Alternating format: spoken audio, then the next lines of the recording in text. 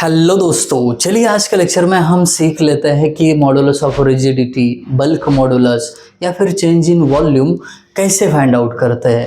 ये find out करेंगे बैठ के आराम से अपने अपने घर, और आपके साथ रहेंगे आपके अपने अविनाश सर। तो देर किस बात की है, फटाफट शुरू कर देते हैं आज का लेक्चर।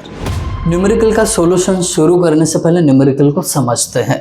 देखिए यहाँ पे आपको न्यूमेरिकल दिख रहा होगा, क्या कहा है उन्होंने, एक सिलिंड्रिकल पाइप है, ओके ठीक है, शाफ्ट है, तो जिसका डायमीटर जो है 2 सेंटीमीटर है, उसकी लेंथ 100 सेंटीमीटर है। तो फटाफट आपको विजुअलाइजेशन के लिए इजी हो जाए, इसके लिए वो ऑब्जेक्ट भी निकाल देता हूँ हमेशा की तरह। गॉट इट, ठीक है। अब ऐसे सर्कुलर चीज़ है जिसका डायमीटर 2 सेंटीमीटर, लेंथ 100 सेंटीमीटर हो गया। अब इस मटेरियल पे जब टेस्ट कर रहे थे तब तो उनको पता चला कि इसका जो लॉन्जिट्यूडनल स्ट्रेन है, मतलब इसकी लीनियर डायमेंशन में जो बढ़ोतरी है, ये 4 टाइम्स इन लैटरल स्ट्रेन है। मतलब हॉरिजॉन्टल डायमेंशन में अगर कंपेयर किया जाए इसके लॉन्जिट्यूडनल डायमेंशन को, तो वहाँ पे लॉन्जिट्यूडनल स्ट्रेन जो है 4 टाइम्स ऑफ लैटरल स्ट्रेन है। आई बात समझ में। अब चलिए, ई दिया हुआ है, इस मटेरियल का ई का वैल्यू 1 × 10⁶ kg/cm², यानी यंग्स मॉडुलस, दैट्स इट।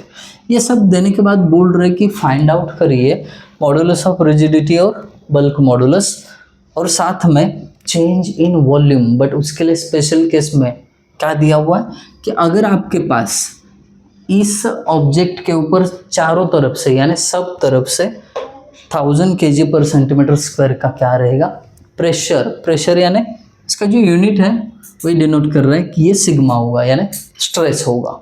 आई बात समझ में। तो हमें ये 3 चीज़ें फाइंड आउट करनी है, बड़ा आसान रहेगा। सॉल्यूशन शुरू कर देते हैं। देखिए, पहले कभी भी न्यूमेरिकल को समझना बहुत ज़रूरी है, तभी आपके अंदर प्रैक्टिकल अप्रोच डेवलप होगा। ओके, पहले बात करते हैं जी और के की। अब जी और के आपको यहाँ पे दिखाई देगा, फिर यहाँ पे भी दिखाई देगा। तो अब पहले इक्वेशन की बात करें तो जी तभी मिल सकता है जब आपको ई और म्यू पता हो। ई तो दिया हुआ है, बट म्यू की बात करें, यानी पॉइजन्स रेशो कैसे निकलता है दोस्तों, mu is equal to lateral strain upon linear या लॉन्जिट्यूडनल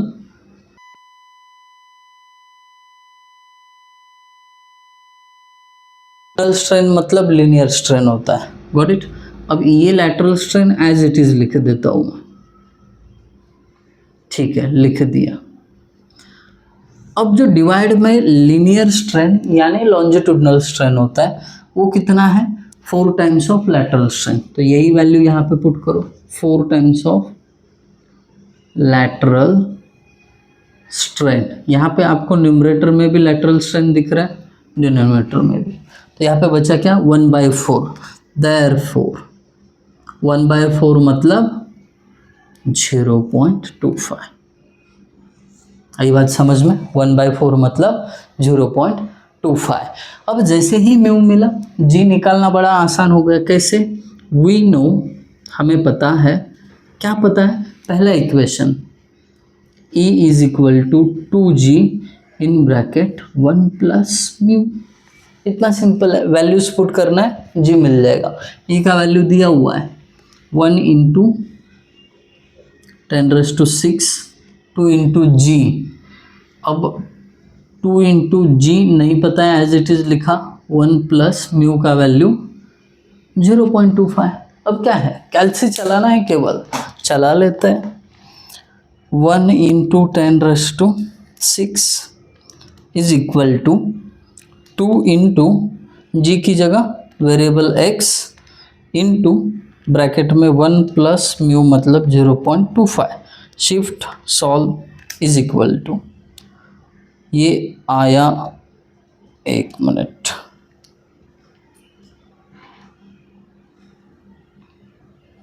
ठीक है। जी का वैल्यू 1 2 3 4 5, 4 के ऊपर 5 0, ठीक है। Therefore G is equal to 4 के ऊपर 5 जीरो, मतलब ऐसे भी लिख सकते हो उसको। ये यूनिट आएगा kg पर सेंटीमीटर स्क्वायर। हो गया, जी का मामला खत्म। अब नेक्स्ट क्या है, बल्क मॉडुलस। ये इक्वेशन है, उससे फाइंड आउट कर सकते हो आप। वी नो, क्या पता है आपको, E is equal to 3k in bracket 1 minus 2 mu. Got it. अब यहाँ पे ना आप वैल्यू पुट कर देना, जैसे यहाँ पे पुट किया है, और फिर मुझे कमेंट सेक्शन में बता देना कि k का वैल्यू कितना आया।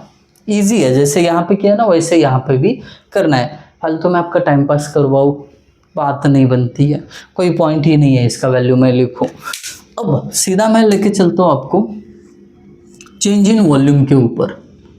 हमें चेंज इन वॉल्यूम निकालना है और फिर एंड कर देना है।